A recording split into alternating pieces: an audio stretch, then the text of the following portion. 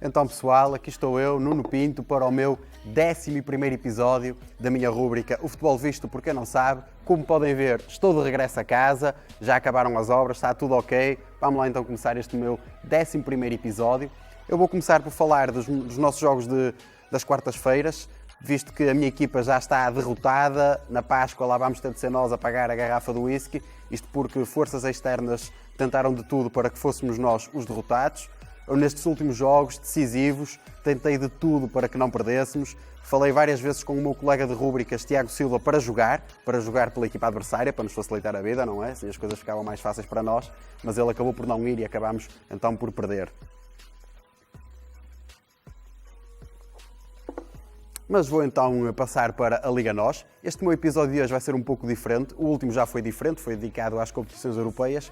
Este vai ser dedicado ao futebol português, à Liga NOS e um pouco também à Segunda Liga. Na Liga NOS, como todos devem saber, sabem de certeza absoluta, houve clássico. Benfica e Porto empataram a uma bola. Continua tudo em aberto na luta pelo título. Faltam 7 jornadas. O Benfica tinha a oportunidade de, em caso de vitória, passar para 4 pontos de vantagem em relação ao Futebol Clube do Porto. O Porto tinha a hipótese de ultrapassar o seu rival, caso vencesse. No entanto, o resultado, como disse, foi um empate. Continua o Benfica à frente com mais um ponto, tudo em aberto. Faltam 7 jornadas. Nestas últimas 7 jornadas, ambas as equipas vão ter 3 jogos em casa e 4 fora de casa. Em teoria, fala-se que o Porto tem um calendário um pouco mais complicado. Eu também acho.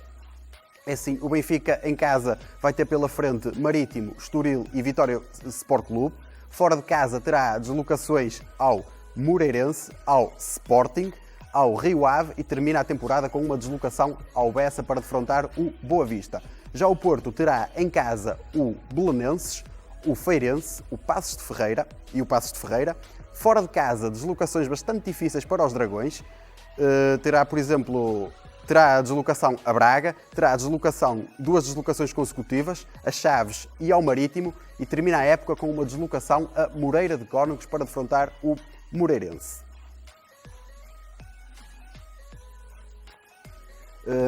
Nestas deslocações do Futebol Clube do Porto, obviamente sinal vermelho para Braga e Marítimo. Já por tradição são sempre deslocações muito complicadas. Ambas as equipas, o Braga e o Marítimo, estão numa luta intensa pelos lugares de acesso à Liga Europa, também pela questão do 4º lugar, sobretudo o Sporting de Braga. Aquela deslocação ali a Chaves, a 3 jornadas do fim, pode ou não ser muito complicada, isto porque o Chaves é uma equipa que já está tranquila na tabela classificativa, já tem a permanência garantida, pode ainda espreitar a hipótese de poder lutar pelos lugares de acesso às competições europeias. Portanto, tudo está muito dependente de como, a meu ver, de como o Chaves se irá encontrar nessa altura em que receber o Futebol Clube do Porto.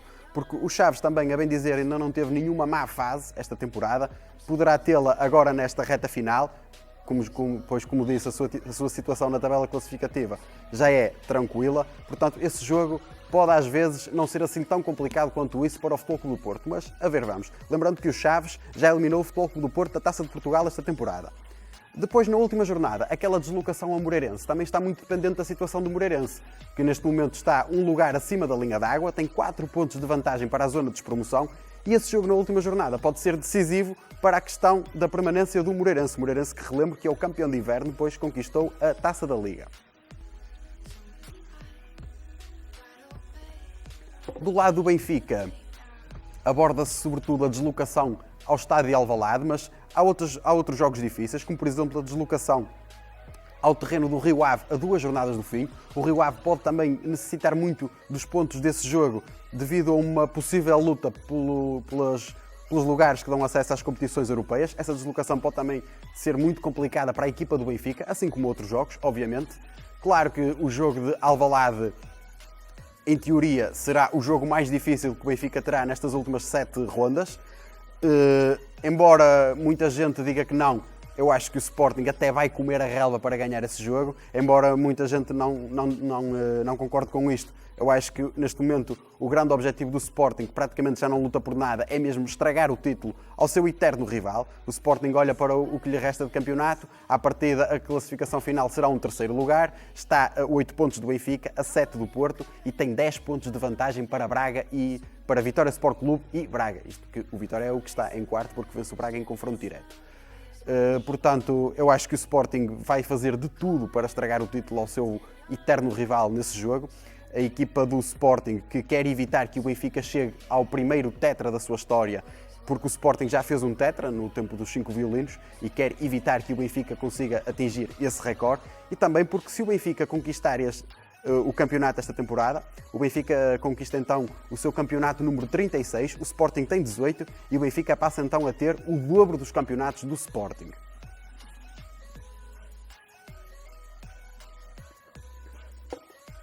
O Sporting que venceu em Arouca por 2-1, resultado que já se verificava ao intervalo. O Sporting teve ainda em desvantagem no marcador, mas conseguiu dar a volta e conquistar o triunfo.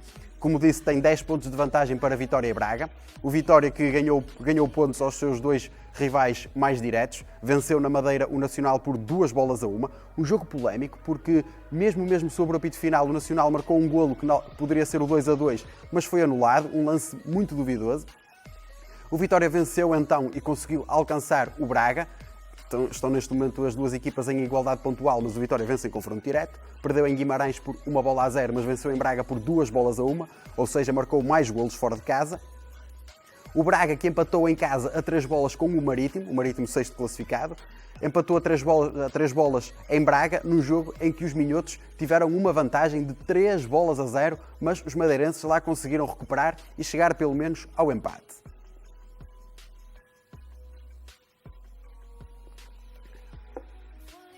Nesta luta particular entre Vitória e Braga, neste duelo minhoto pelo 4º lugar, que pode dar acesso direto à fase de grupos da Liga Europa, olhando para o calendário das duas equipas, penso que, em teoria, o Braga tem um calendário um pouco mais complicado. O Braga, que na próxima jornada desloca-se ao terreno do Feirense, depois recebe o Porto, depois tem uma deslocação ao terreno do Paços de Ferreira, recebe o Sporting, depois deslocação ao terreno do Moreirense, recepção ao Nacional e termina a temporada com uma deslocação a Tondela. O Vitória tem já na próxima jornada uma recepção ao Tondela, depois deslocação a Setúbal para defrontar o seu homónimo, o Vitória Futebol Clube, depois uma recepção ao seu rival Boa Vista, depois uma deslocação a Chaves, recepção ao Arouca, deslocação ao Estádio da Luz para defrontar o Benfica e termina a temporada com uma recepção ao Feirense.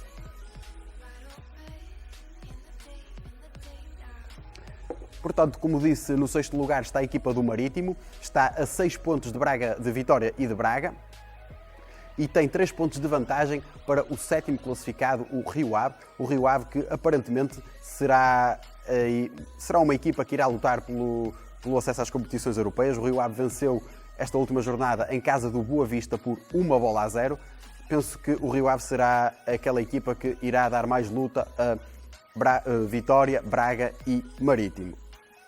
O Rio Ave está então no 7º lugar, como disse, está a 3 pontos de distância da equipa do Marítimo.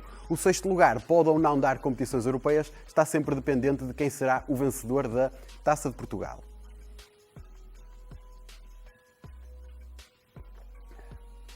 Logo atrás do Rio Ave temos duas equipas que têm causado sensação, os dois recém-promovidos, Chaves e Feirense, que têm já, podemos dizer, a manutenção garantida, podem ainda espreitar ou não uma possível luta europeia. As próximas jornadas irão determinar isso.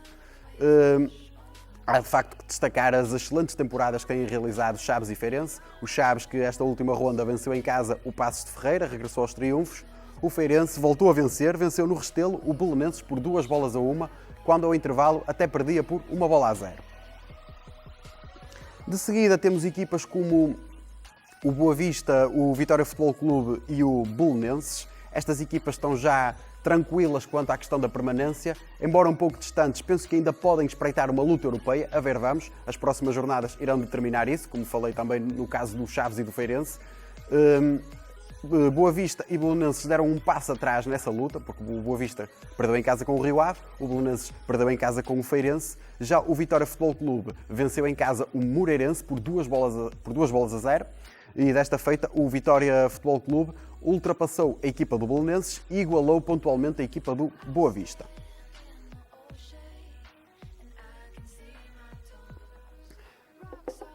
Mais abaixo temos ali o Paços de Ferreira e o Arouca. Ambas as equipas têm 27 pontos. 10 pontos de vantagem em relação à zona dos aflitos. Penso que mais jornada, menos jornada, estas duas equipas irão atingir a permanência. Penso que mais uma vitória no caso das duas, não é? As duas estão com os mesmos pontos. Penso que mais uma vitória e estas equipas garantem a permanência. Já o Estoril, que tem 25 pontos, deu um passo de gigante para garantir a manutenção. Venceu o aflito Tondela fora de casa por 2-0, com 2 golos a surgirem a partir da marca dos 11 metros. O Estoril tem então 8 pontos de vantagem para a zona de despromoção. Já o Moreirense, que perdeu em Setúbal, ainda está ali com dificuldades, tem 21 pontos, 4 pontos de vantagem para os aflitos. Acho que ainda tem muito que andar o Moreirense para conseguir a permanência. Na zona dos aflitos está então Nacional e Tondela, ambas as equipas têm 17 pontos. Penso que no caso de Paços de Ferreira, Arouca e Estoril, mais jornada, menos jornada, estas equipas vão então garantir a permanência. Penso que haverá luta até ao fim entre Moreirense, Tondela e Nacional, obviamente com alguma vantagem para o Moreirense, que tem 4 pontos de vantagem, mas, por exemplo, o Tondela está sempre à espreita de uma possível recuperação, como aconteceu a época passada.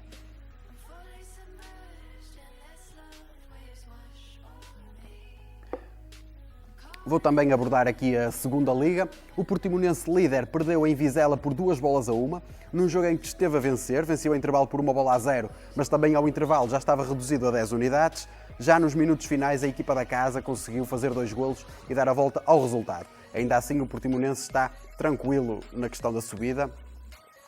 Sobem 2 equipas, o Moreirense tem 6 pontos de vantagem para o segundo classificado, que é o Desportivo das Aves, e tem 15 pontos de vantagem para o terceiro classificado, que é o Varzim.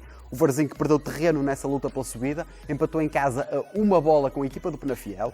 O Penafiel, que chegou ao golo do empate já em período de compensação.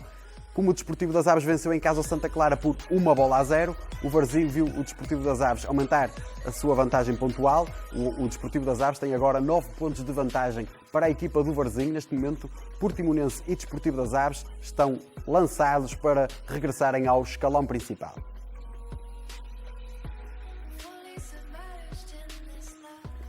E assim vou passar para os destaques da semana. Eu vou destacar pela positiva o Feirense, um recém-promovido, que tem feito uma época extraordinária, está no 9º posto, tem a manutenção praticamente, não é praticamente, tem a manutenção assegurada, porque a equipa do Feirense tem 18 pontos de vantagem para a zona de despromoção e é um feito histórico, porque esta é a 4ª vez que o Portimonense participa no principal escalão. Nas outras 3 vezes desceu logo de divisão, logo na primeira época, portanto tinha 3 participações intercaladas.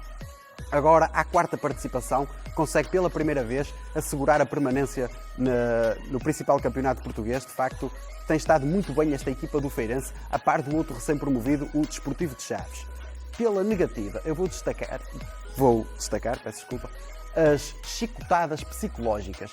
Já houveram 17 chicotadas psicológicas na Liga NOS esta temporada. De facto, é algo incrível. Portugal, que é um país tão bom a formar treinadores, como é que é possível que se verifique esta situação? 17 chicotadas psicológicas. Há equipas que já vão no 3º treinador. Apenas Benfica, Porto, Sporting, Vitória Sport Clube e Vitória Futebol Clube é que ainda não trocaram de treinador.